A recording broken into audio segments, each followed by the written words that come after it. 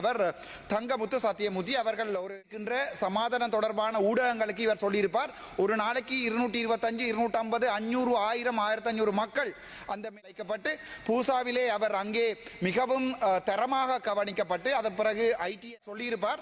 அங்கே எந்த கொலையும் நடக்கவில்லை, அங்கே யாருமே சாகவில்லை, மக்கள். எங்களுடைய தேசிய தலைவர் பிரபாகரன் அவர்கள் கூட உங்களுடைய போர் வீரர் ஒருவரை கூட உடுப்பை கலட்டியோ அல்லது சரணடைந்த ஒரு போர் வீரரை துவக்கால் சுட்டோ இந்த வரலாறுகளும் இல்லை. முஸ்பாத் சொந்தங்களுக்கு வணக்கம். இன்றைய தினம் பாராளுமன்றத்தில் பாராளுமன்ற உறுப்பினரும் வைத்தியருமான ராம்நாதன் அர்ச்சுனா அவர்கள் வைத்தியர் சத்தியமூர்த்தி அவர்கள் மீதான சில விமர்சனங்களை முன்வைத்திருந்தார். முன்னைய காலகட்டங்களில் கூட இந்த சத்தியமூர்த்தி தொடர்பான விமர்சனங்களை முன்வைக்கிறதுல அதிகம் ஆர்வம் காட்டினவர் ராமநாதன் அர்ச்சுனா தான் சொல்லணும். அந்த வகையில் அது தொடர்பான கருத்துக்களை கொஞ்சம் காலமாக இவர் தெரிவிக்காமல் இருந்தவர். இன்றைய தினம் பாராளுமன்றத்தில் அவர் தொடர்பான சில கருத்துக்களை விமர்சன ரீதியில் சொல்லியிருப்பார். அது தொடர்பான காணொலியாக தான் இது இருக்க போது. வாங்கோ காணொலிக்குள்ளே போகலாம். Honorable Dr. Ramanathan Arjuna, you have 10 minutes.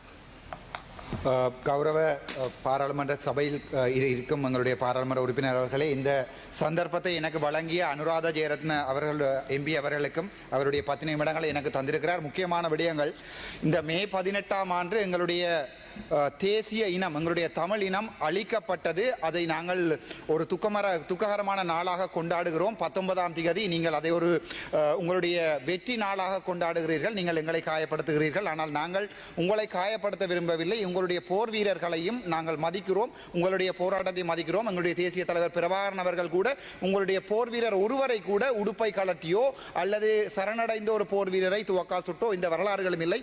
அவற்றை நான் சொல்லிக்கொண்டு மிக முக்கியமான விடயத்துக்கு வருகிறேன். என்னவென்றால், யாழ்ப்பாணத்தை பொறுத்த வரைக்கும் இந்த மே 18 முள்ளிவாய்க்கால் இனப்படுகொலை என்பதை தீர்மானிப்பதற்கு 4 வைத்தியர்கள் கடந்த நாட்களிலே இந்த மே 2009ஆம் ஆண்டு புதுமாத்தளன் வைத்தியசாலையிலே வேலை செய்த வைத்தியர்களே மிக முக்கியமானவர் தங்கமுத்து சத்தியமூர்த்தி அவர்கள்.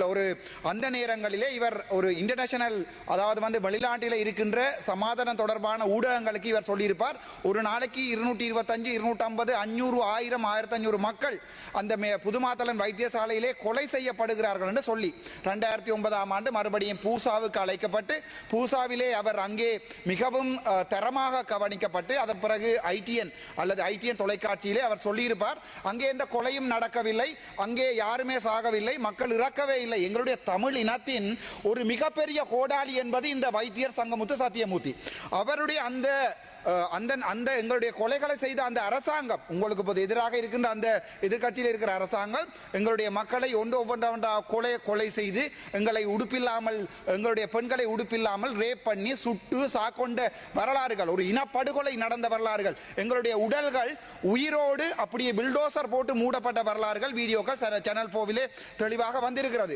அந்த இனப்படுகொலைக்கு அரசாங்கத்திற்கு சார்பாக நின்றவர் தான் இந்த தங்கமுத்து சத்தியமூர்த்தி எனப்படுகின்ற வைத்தியர். இவர் தொடர்பாக இன்றைய காலைய தினம் நான் ஒரு எங்களுடைய பாராளுமன்ற உறுப்பினர்களுடைய கேள்வி மூலமான விடைக்கு இவரை நீங்கள், அதாவது கடந்த மஹிந்த ராஜபக்சவுடைய அரசாங்க காலத்திலே இவர் ஒரு போர்ட் சர்டிபிகேஷன் இல்லாத, ஒரு கன்சல்டன்ட் அல்லாத, ஒரு ஆக்டிங் கன்சல்டன்ட் ஒருவரை கேபினட் அரசாங்கம், இப்போது நீங்கள் ஊழல் என்று சொல்லுகின்ற அதே மஹிந்த ராஜபக்சனுடைய அரசாங்கம் இவரை ஒரு கேபினட் அமைச்சராக கேபினட்டிலே இவருக்கு ஒரு ஸ்பெஷல் ப்ரொவிஷன் எடுத்து யாழ்ப்பாணத்திலே இருக்கின்ற அந்த எங்களுடைய இனப்படுகொலையை காட்டி கொடுத்ததற்காக யாழ்ப்பாணத்தில் இருக்கிற வடக்கு மாகாணத்தின் போதனா வைத்தியசாலைக்கு சாகும் வரைக்கும் ஒரு போதனா வைத்தியசாலை பணிப்பாளராக நியமித்திருக்கிறது. அதன் பின்னர் இவருக்கு தேசத்திற்கு மகுடம் என்று எல்லாம் பட்டங்கள் சூட்டப்பட்ட அரசாங்கத்தால் எங்களுடைய டயஸ்போராவினுடைய, எங்களுடைய இதயமாக இருக்கின்ற தமிழ் மக்களுடைய உறவுகள் வெளிநாட்டில் இருந்து அரசாங்கம் உதவி செய்யவில்லை என்று வெளிநாட்டில் இருந்து அவ்வளவு பணம், கோடான கோடி பணங்களை அந்த ஒரு வைத்தியசாலை, நான் ஒரு வைத்தியசாலை அதிகாரி என்ற அடிப்படையில், நிர்வாகி என்ற அடிப்படையில் எனக்கு தெரியும், ஒரு வைத்தியசாலைக்கு வருகின்ற ஃபண்ட், அதாவது வரப்படுகின்ற பணம் அந்த வைத்தியசாலையில் நினைத்தவாறெல்லாம் அவர் அங்கே இருக்க டிரெக்டர் பாவிக்க முடியாது. அதை அந்த வெல்ஃபேர் சொசைட்டி ஒன்றுக்கு எடுத்து அங்கே ஒவ்வொரு வருடமே அந்த அதற்குரிய அபிவிருத்தி நடவடிக்கைகளை செய்யும் போது அங்கே அதுக்கு ஒரு ஆடிட் இருக்க வேண்டும். 2009ஆம் ஆண்டிலிருந்து இந்த 2025ஆம் ஆண்டுக்கும் யாழ்ப்பாண போதனா வைத்தியசாலையிலே நடக்கின்ற அபிவிருத்தி குழு கூட்டங்களில், அதாவது அபிவிருத்தி வெல்ஃபேர் சொசைட்டியிலே அல்லது ஹாஸ்பிட்டல் டெவலப்மெண்ட் சொசைட்டியிலே ஒரு ஆடிட் ரிப்போர்ட் கூட இதுவரைக்குமே எங்களுடைய இன்லேண்ட் ரெவென்யூக்கு அனுப்பப்படவில்லை. ஸோ அவற்றை நான் கேள்வி கேட்ட போதுதான் என்னை இந்த GMO என்று சொல்லப்படுகின்ற இந்த வைத்தியர்களுடைய மாஃபியா என்னை சாவச்சேரி ஆதார வைத்தியசாலையிலே 17 மில்லியன் 1,70,00,000 ரூபாய்க்கு சாவகச்சேரி ஆதார வைத்தியசாலைக்கு உபகரணங்கள் வேண்டி கொடுத்திருப்பதாக கூறப்பட்டது. ஆனால் நான் அங்கே போன போது 2012ஆம் ஆண்டிலிருந்து 2024ஆம் ஆண்டு ஜூன் மாதம் 13ஆம் தேதி வரை அந்த எந்த ஒரு உபகரணங்களும் அங்கே இருக்கவில்லை. அந்த 17 மில்லியன் எங்கே போனது தெரியவில்லை. அதனால் அந்த பிரச்சனைகளை நான் பொதுவெளிக்கு கொண்டு வந்த போது ரணிலுடைய அரசாங்கம் என்னை 19 நாட்கள் சிறைக்கு அனுப்பியிருந்தது. அதை விட மன்னாரிலே ஒரு குழந்தையும் தாயும் இறந்ததற்காக நீதி கேட்க போனதுக்காக 19 நாட்கள் சிறை சென்றவன் நான். அதனால் தான் மக்கள் விரும்பி நீ இங்கே நின்று கேள்வி கேட்டால் உன்னை அரசாங்கம் கொள்ளுகிறது என்றால் நீ மறுபடியும் பாராளுமன்றத்துக்கு போ என்று சொல்லி பாராளுமன்றத்துக்கு அனுப்பியிருக்கிறது. ஆனால் இங்கேயும் வந்து இந்த கேள்வியை கேட்கின்ற போது சுகாதார அமைச்சர் சொல்லுகிறார் அதாவது போர்ட் சர்டிபிகேஷன் அவரிடம் இல்லை. அதை சொல்வதற்கு கூட சுகாதார அமைச்சருடைய பிரதி அமைச்சர் சொல்லுகிறார் போர்ட் சர்டிபிகேஷன் இல்லை என்பதை தாங்கள் சொல்ல மாட்டோம் என்று. இன்று லால்பனாப்பட்டிய டிடிஜி எம்எஸ் ஒன்னிடம் கேட்கின்ற போதும் அவருக்கு போர்ட் சர்டிபிகேஷன் இல்லை.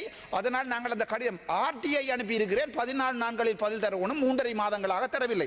இதை நாங்கள் நீதிமன்றத்தில் பார்த்துக் கொள்கிறோம். ஆனால் இதன் அடிப்படை எங்கே இருக்கிறது என்றால் இந்த ஜிஎம்ஓ யாழ்ப்பாணத்தில் இருக்கின்ற மயூரன் என்று சொல்லப்படுகின்ற ஜுடிஷியல் மெடிக்கல் ஆஃபீஸர் அவர் ஒரு ஜேஎம்ஓ அல்ல. ஆனால் எம்ஓ மெடிக்கல் லீகல் மயூரன் எனப்படுவர்.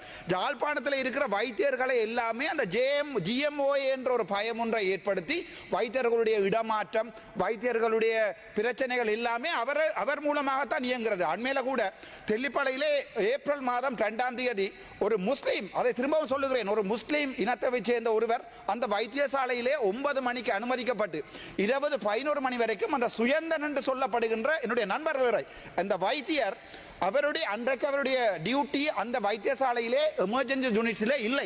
ஆனால் அவர் டயாலிசிஸ் யூனிட்டிலே இணைக்கப்பட்டவர். இந்த ஜிஎம்ஓ பெரிய ஒரு அடிவருடி தெளிவாக சொல்லுகிறேன் குருபரன் அவர்களுக்கு அடிவருடி. அந்த அடிவருடி அன்றைய தினம் அந்த முஸ்லீம் அம்மாவை பார்க்காததால் சண்டை பிடித்து இரவு 11 மணிக்கு பிரைவேட் ஆம்புலன்ஸிலே கொண்டு போய் நொதோன் மெடிக்கேர் காரில் காட்டியிருக்கிறார்கள். அந்த நோயாளியினுடைய மகன் போய் தெல்லிப்பளை போலீசிலே முறைப்பாடுகளை செய்த போது எந்த நடவடிக்கையும் எடுக்கவில்லை. அதன் பிறகு அவர் டிஐஜியை சந்தித்து அதுக்கு பிறகு போலீஸ் சேவை ஆணைக்குழுக்கு வந்து சிஐடிக்கு கூட கடிதங்கள் அனுப்பப்பட்டிருக்கிறது. ஆனால் திட்டமிட்ட ரீதியிலே அந்த ஜிஎம்ஓ என்ற அடிவருடியாகிய மயூரனோ அல்லது அந்த வடக்கு மாகாணத்தில் இருக்கிற நொதோம் பிரவின்ஸ் ஜிஎம்ஓயோ எங்களுடைய சுகாதார அமைச்சரோ யாருமே அதை கட்டுப்படுத்துவதாக இல்லை. இவர்களை பொறுத்த வரைக்கும் அங்கே கை வைத்தால் அவர்கள் ஸ்ட்ரைக் பண்ணுவார்கள் என்ற ஒரு பயம் இருக்கிறது. இந்த ஊழலை ஒழிப்போம் என்று வந்த நீங்கள் இதுவரை காலமே தனி ஒருத்தனாக நான் போராடுகிறேன். ஆனால் நீங்கள் இதுவரையும் இன்றைய தினம் எனக்கு ஒரு தகவல் வந்திருக்கிறது. அம்பாறை வைத்தியசாலை மறுபடியும் அது ஒரு முஸ்லிம் வைத்தியசாலை. அம்பாறை வைத்தியசாலையிலே வைத்திய அதிகாரிகளுக்கு எதிராக ஜிஎம்ஓ என்று ஸ்ட்ரைக் பண்ணுகிறது. அப்போது ஒரு தொழிற்சங்கங்களிலே ஸ்ட்ரைக் பண்ணுவது பிரச்சனை இல்லை. ஆனால் ஒரு ஆர்பிட்ரேஷன் ஒரு நெகோசியேஷன் அதுக்கு பிறகு ஒரு ஸ்ட்ரைக் என்றது ஒரு இன்ஃபார்ம் பண்ணப்பட வேண்டும் எந்த ஒன்றுமே இல்லாமல் எடுத்த வீச்சுக்கு ஜிஎம்ஓ வந்து இந்த இடங்களிலுமே வைத்தியசாலையிலே ஓபிடியை பூட்டுகிறது. ஒரு வைத்தியசாலை நிர்வாகியாக சாவச்சேரி ஆதார வைத்தியசாலையிலே அந்த ஜிஎம்ஓவுடன் சண்டை பிடித்து என்னுடைய தொழிலை இழந்து என்னுடைய நிர்வாக பதவியை இழந்து 19 நாட்கள் நான் சிறைக்கு போய் இன்று வரை நான் போராடி கொண்டிருக்கிறேன். ஆனால் ஊழலை பிடிப்போம் என்று வந்து சொன்ன உங்களுடைய இந்த 150 பேர் சற்று சிந்தித்து பாருங்கள். அதை விட எங்களுடைய வடக்கு மாநிலத்தில் இருக்கிற நீதிபதிகளுக்கு ஒரு கனிவான வேண்டுகோள். நன்றி சார். நான் இருப்பேன் இல்லையோ நீதிபதிக்கு நீதிபதிகளுக்கு ஒரு கனிவான வேண்டுகோள். எடுத்தவற்றுக்கெல்லாம் டிஃபமேஷன் அடிவருடி என்று சொன்னால் ஒரு டிஃபமேஷன் சித்து விளையாட்டு என்று சொன்னால் ஒரு டிஃபமேஷன். அப்படியான அதாவது ஒருவன் கதைக்கிறான் என்றால் அந்த கதையை நிப்பாட்டுவதற்காக வழக்கு 25 வழக்குகள் மீண்டும் போட ஒரு வழக்கு கூட இன்று எனக்கு எதிராக இன்னுமே தீர்மானிக்கப்படவில்லை. நான் குறையானவன் அல்லது குற்றஞ்சாட்டவன் என்று இந்த அடிப்படையான விடயங்களை இன்றை பார்த்தால் அம்ஷியினுடைய கொலைக்கான காரணங்களை உங்களுடைய கட்சி சார்ந்தவர் என்பதால் மறைக்கிறீர்கள். வடக்கு மாகாணத்திலே இந்த அனுரகுமார திசாநாயக்கருடைய அந்த ரணவிருவனுடைய பிரச்சனையை நான் சிங்களத்தில் சொல்லுகிறேன்.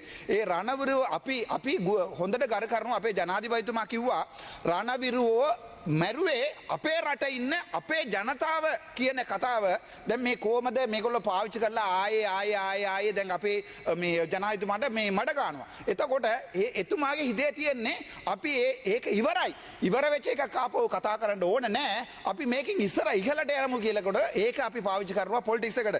ඊට අමතරව මට කියන්න තියෙන්නේ මට ඊයේ මේ කිව්වා අපේ நேற்றைய தினம் சொன்னாருங்க அமைச்சர் வசூல் ராஜா என்று நான் சொல்லுகிறேன். வசூல் ராஜா மட்டுமல்ல வசூல் ராஜா MBBS என்று வேறு போட்டுக் கொள்ளுங்கள், எங்களுக்கு அதை பற்றி பிரச்சனை இல்லை. அதை விட காணி பிரச்சனையை எடுத்து பார்த்தால் நேற்றைய தினம் இவர்கள் சொல்லியிருக்கிறார்கள். நேற்று நாங்கள் எங்களுடைய பாராளுமன்ற உறுப்பினர்கள் 3 பேர், நான், ஸ்ரீதரன் ஐயா, எங்களுடைய கயந்திரமா மனமொத்து மீண்டும் போராடி இருக்கிறோம். அந்த காணி பிரச்சனை தொடர்பான உங்களுடைய அந்த கசட்டை வாபஸ் வாங்குங்கள் என்று 23ஆம் தேதி நாங்கள் உங்களுடைய பெரிய ஒரு எதிர்பார்ப்போடு இருக்கிறோம். எங்களுடைய மக்களுக்கு நீங்கள் உதவி செய்வதாக இருந்தால் நாங்கள் அரசாங்கத்துக்கு, தமிழ் மக்களாகிய நாங்கள், எங்களுக்கு யார் அரசாங்கத்துக்கு வாரார்கள் என்பது பிரச்சனை இல்லை. வருகின்ற அரசாங்கம் எங்களுக்கு ஏதாவது நல்லது செய்யுமா இருந்தால் அது உங்களுடைய அரசாங்கம் இருந்தால் உங்களுக்கு நாங்கள் ஆதரவு தருவோம். அவர்களுடைய அரசாங்கம் இருந்தால் நாங்கள் எங்களை பொறுத்த வரைக்கும் இந்த நாட்டை 2ஆக பிரிப்பதற்காகவோ அல்லது இந்த நாட்டை 2ஆக பிரிப்பதற்கோ அல்லது இந்த நாட்டிலே பிரச்சனை ஏற்படுத்தவோ நாங்கள் விரும்பவில்லை. நாங்கள் உங்களை அன்புடன் ஆதரிக்கிறோம். இப்போதும் உங்களுடைய அரசியலை செய்யுங்கள், நாங்கள் உதவி செய்கிறோம். நாட்டிலே ஒரு அபிவிருத்தியை ஏற்படுத்துவதற்கும் உங்களுடைய அரசாங்கத்தை விழவிடாமல் பாதுகாக்கும் நாங்கள் உதவி செய்வோம். ஆனால் இவ்வாறான சத்தியமூர்த்தி போன்றவர்கள், கேதீஸ்வரன் போன்றவர்கள், இந்த GMO மயூரன் போன்றவர்கள், சுயந்தன் போன்றவர்கள் தொடர்பான முறைப்பாடுகள் வரும்போது தயவு செய்து நடவடிக்கை எடுங்கள் என்று கேட்டுக்கொண்டு விடைபெறுகிறேன். நன்றி, வணக்கம்.